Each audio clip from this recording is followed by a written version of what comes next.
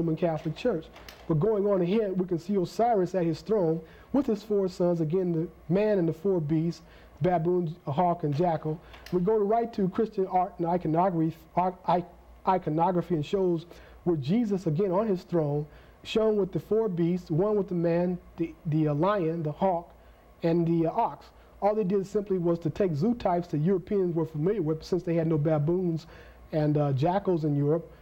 They just took animals that they were familiar with and put them right into the art and the iconography of the church. Let me ask you something else too. So far as the architecture is concerned, I can see a lot of arches that are used in the European things, but yeah, I didn't see any traces of those in the Egyptian things. That's a very important point that you bring up. Is the arch was actually created in Egypt, and James Henry Breasted in his book History of Egypt demonstrates that clearly as he shows the oldest arch in recorded history.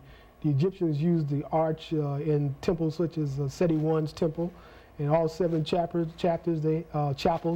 they have arched apses in the areas dedicated to the netters of the gods, the Holy of Holies.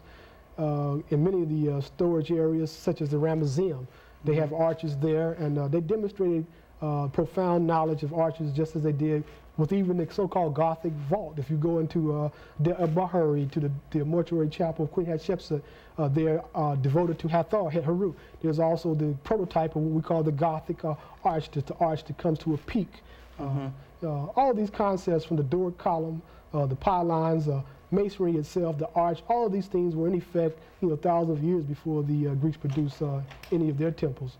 Again, to see the theme, again, the 4 sons of Horus, clearly showing, again, Jesus here with the 4 sons at round about his throne, a theme that was in ancient Kemet long before Christianity or any religion in Europe that we know of, since Homer's the earliest noted writer of European mythology or religion. Again, Willis Budge, right in the front of his book, showing Osiris, the Egyptian resurrection, showing you that there clearly was a resurrection story going on long before the one that we have present today. Again, Osiris in his art shown as being seated beneath the high altar with his 4 sons beneath it. There's a theme to carry right over into the Vatican, as we saw here. The canopy here that replaced the bark in the chapel. As you see the Pope seated, even with the hat, looks like Osiris, beneath the high altar, just as Osiris was be seated beneath the high altar, the deceased coming before him. Time and again, beneath the high altar is Osiris seated. And again, St. Peter's represented the one with the keys to heaven, the gates of heaven. And so he had the keys to the underworld. So the Ankh, which is the symbol of life, the key of life to the ancient Egyptians, always in those scenes you see them passing the key of life on and on. This is where St. Peter's has taken this concept of the key of heaven, as you see him holding the key in his hand, where he just took this concept from the concept of Anubis here, as you see Anubis, the jackal, who greeted you at the gates of heaven, just as St. Peter's greets you at the gates in European iconography in their history.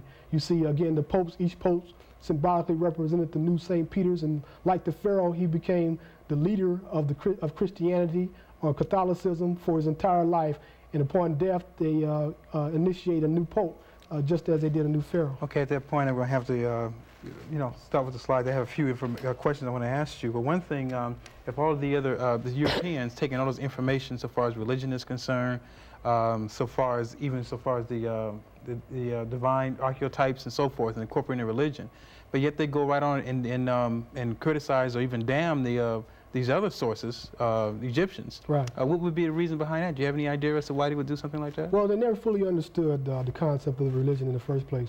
Most of the Greeks who were initiated in Egypt, they were initiated at very low degrees.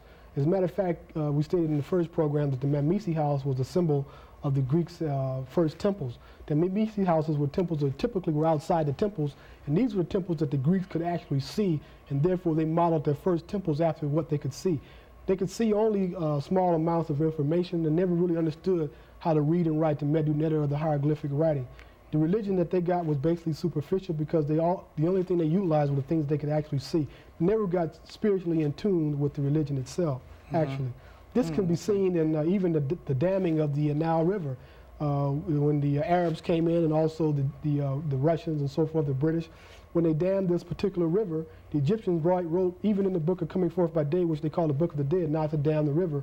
As a result of that, Egypt itself as a land is dying. The delta is being reclaimed by the Mediterranean Sea, and the Nile River no longer brings 8 billion cubic tons of alluvial deposit to give Egypt life as it did in antiquity.